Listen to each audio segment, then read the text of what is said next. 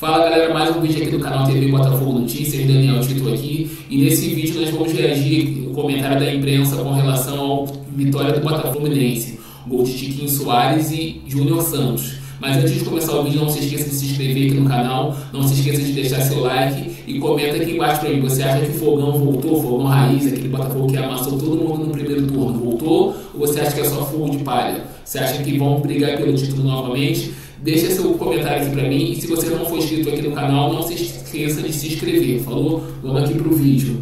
Muito bem, For Sport, que enorme prazer tê-lo conosco em mais uma edição do Sport Center, mas não, porque essa será especial.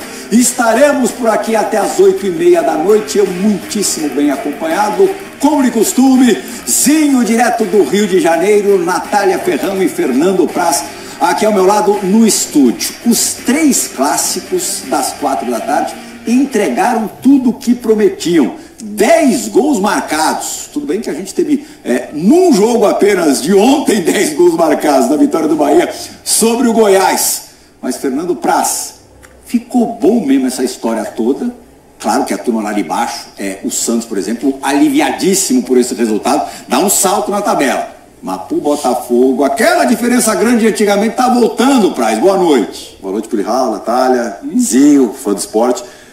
Foi uma rodada pro Botafogo, a gente pode dizer, perfeita. Ele ganha do Fluminense, né? Segura o Fluminense, Flamengo empata, Palmeiras perde, Grêmio perde, e pro Santos, então, sensacional, né? O São Paulo e o Vasco empataram, o Santos conseguiu uma vitória expressiva, né? Fora de casa, uma sequência de 3 vitórias. De virada. 3 vitórias seguidas, né? Assim, 3 vitórias, Bahia concorrendo direto, Vasco concorrendo direto.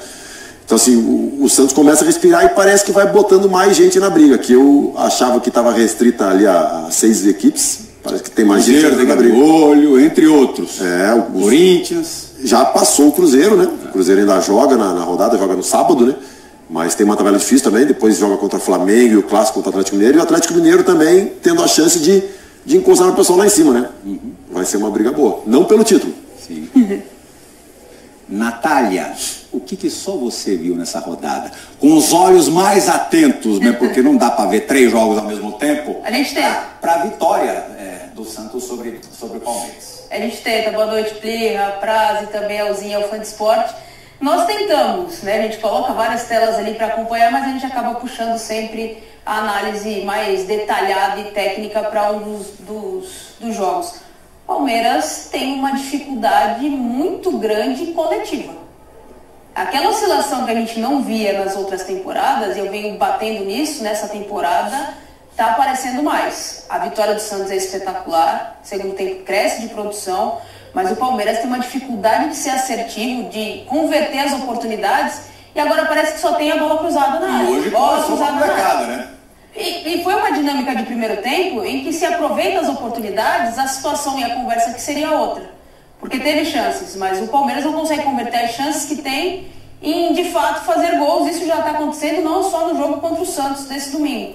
Mas é um time que aí no segundo tempo, bola aérea, bola aérea, e fica só nisso. Acho que o Palmeiras tem mais a oferecer. Vamos ver como é que fica aí o restante da temporada do Palmeiras. Eu tive uma sexta-feira muito especial, porque fiz um programa ao lado do Zinho. É sempre muito bom estar pessoalmente ao lado do Zinho, presencialmente ao lado do Zinho. Hoje ele está distante, mas é prazeroso, não do mesmo jeito, mas é muito prazeroso, Zinho, que teve olhos mais atentos ao Clássico do Rio de Janeiro, no Maracanã. O Botafogo não quis saber da ótima fase do Fluminense na Copa Libertadores, finalista da Libertadores, e emendou 2-0 logo no primeiro tempo. Zinho, Bruno Lage saiu, deixa o Lúcio Flávio agora até o fim do campeonato. Não vai mexer mais, Zinho. Boa noite. Tudo bem, Trial? Boa noite. Olha, você estava ao meu lado na sexta, né? Como você falou aí, foi um programa maravilhoso, né? Além de qualidade, né? A audiência falou por si só, né? Você viu, né? Foi maravilhosa mesmo.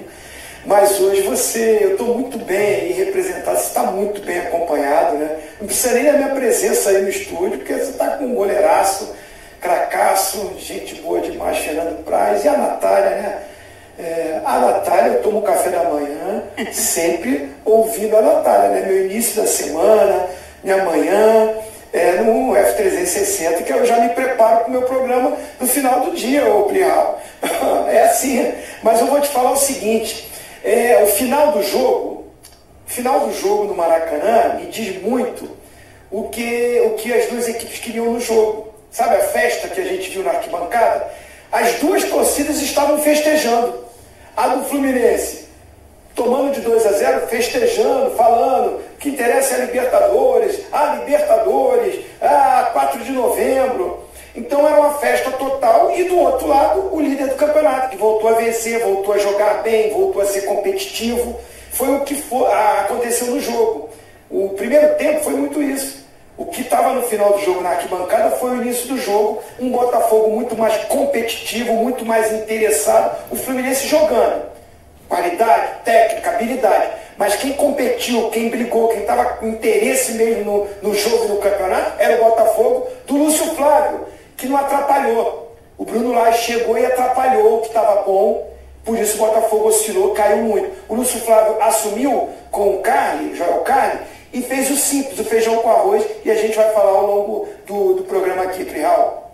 Boa. Lembrar o fã do esporte que nós estaremos ao vivo e a cores nos 3 estádios dos 3 clássicos das 16 horas, portanto, entrevistas coletivas dos técnicos, vencedores e perdedores, e também dos jogadores vencedores e perdedores. Começamos agora com imagens do Maracanã. Como disse o Zinho Praz, o Fluminense entrou tranquilo, né? Classificado. A minha missão principal da semana está feita. O Botafogo se aproveitou disso. Que não tem como, cara. Assim, se tratando de seres humanos, era impossível que o jogo contra o Inter para a Libertadores ainda não refletisse, né? E do lado do Botafogo também. A situação da pontuação, a vantagem que foi diminuindo. Um jogo depois da troca do treinador e nas circunstâncias que ocorreu a troca, com os jogadores, pelo que se sabe, se unindo e comprando o barulho, chamando a responsabilidade, né? Participando até de tomadas de decisões que normalmente não estão sob a alçada do jogador. Isso, dependendo de como é absorvido e como é encarado pelo grupo, pode ser um ponto positivo, porque tem jogadores, tem grupos que reagem bem a esse aumento de responsabilidade. Porque o Botafogo vinha, claro que é um jogo só, né, Pedro? Tem que contextualizar também. É um jogo, mas o Botafogo vinha num momento muito ruim, se a gente usar como comparação, acho que a comparação mais justa, o próprio Botafogo. Então, é uma resposta, agora essa resposta ela tem que vir no próximo jogo também. E a direção fica numa sinuca de bico, né? Óbvio que se eles tiverem a convicção de que o Lúcio Flávio está pronto, que o Lúcio Flávio é a melhor opção, é uma decisão, entre aspas, fácil de se tomar, manter o Lúcio Flávio. Agora, se internamente eles não tiverem ainda a convicção de que o Lúcio Flávio está pronto, é uma decisão difícil, porque ganharam. Então, assim, é uma semana provavelmente de muita conversa, muita observação e de tomada de decisão importante. Pode ter, dependendo do placar de Red Bull Bragantino e Atlético Paranaense, 10 pontos de vantagem de novo sobre o vice-líder. Para que mexer agora? Pois é, mas é que eu te falo, Pia, a gente está aqui no sofá opinando sobre isso. Eles estão no dia a dia. A gente não sabe, aqui eu tô fazendo suposições assim, totalmente sem embasamento nenhum. Daqui a pouco eles podem achar que o Lúcio Flávio ainda não está pronto. Ou como eles podem achar que o Lúcio Flávio está pronto. Então, assim, vai depender muito do feeling e da observação do dia a dia do time de gestão do Botafogo. E aí a gente tem que confiar na capacidade de gestão, porque os caras estão lá no dia a dia. Sim, porque, Nath, falando em interinidade do Botafogo, a gente teve antes o Cláudio Caçapa, também auxiliado pelo Lúcio Flávio, fazendo 4 jogos com 4 vitórias. Sim. Então, na interinidade, nesse Campeonato Brasileiro, o Botafogo fez 5 jogos, teve Sul-Americana também no meio, então devem ser 4 jogos de Brasileiro e 1 de Sul-Americana, com 5 vitórias. Mostrou que precisa conhecer o elenco e entrar no sistema do que tinha acontecido desde o começo do Campeonato Brasileiro. Chegada do Bruno Lage, eu chamava atenção para perguntar, ele vai fazer uma manutenção do que dá certo ou ele vai querer colocar uma identidade e a mão dele de fato nesse time do Botafogo? né, enquanto a gente acompanha os números do Tiquinho, que volta a ser titular depois de uma decisão. Reserva na segunda-feira contra o Goiás, entrou para empatar o jogo no segundo tempo. São 22 jogos neste brasileiro, com 15 gols marcados, 19 participações em gol, gols acima do esperado, 5.07 também, quesito em que ele reina no elenco do Botafogo, vitórias garantidas com gol ou assistência 9, quer dizer, no mínimo, deu 27 pontos. Esse outro Botafogo não tá mal, né? E o Botafogo perdeu a oportunidade, Textor, né, e seus representantes, de quando o Bruno Lage acusou o golpe e chamou uma responsabilidade, uma pressão que não existia, né? Porque o Campeonato Brasileiro era o foco desde o começo do Botafogo, continuou sendo mesmo com a Sul-Americana, foi eliminado, então era só o Botafogo no Campeonato Brasileiro. O Lage na derrota para o Flamengo, que é uma derrota no clássico, é algo super natural. O Botafogo não jogou mal, jogou péssimo, teve algumas coisas ali questionadas de questão da arbitragem, mas o Bruno Lage chamou uma atenção para ele de uma pressão que abriu o bico. Ele abriu o bico. Ali era a oportunidade, talvez, da diretoria ter pensado numa mudança de treinador. Bruno Lage quis colocar o que ele entende de futebol para um time que estava encaixado. E aí desandou. Zinho, no jogo de hoje, qual você coloca como principal mérito, a maior virtude do Botafogo, especialmente no primeiro tempo, quando construiu o placar? Eu acho que essa entrega, essa disciplina, né, no modelo tático que o Botafogo brilhou no primeiro turno, foi com esse modelo tático. 2 jogadores de velocidade pelo lado, hoje foi o Júnior Santos e o Vitor Sá, e que eram sempre os titulares, né? Tinha o Luiz Henrique também, que jogou muito tempo ali, muito quando o Vitor Sá machucou também, então depois voltou e ficou essa dúvida, né, do Bruno Lage de quem jogaria pelo lado esquerdo. Em alguns momentos nenhum dos dois jogaram, né?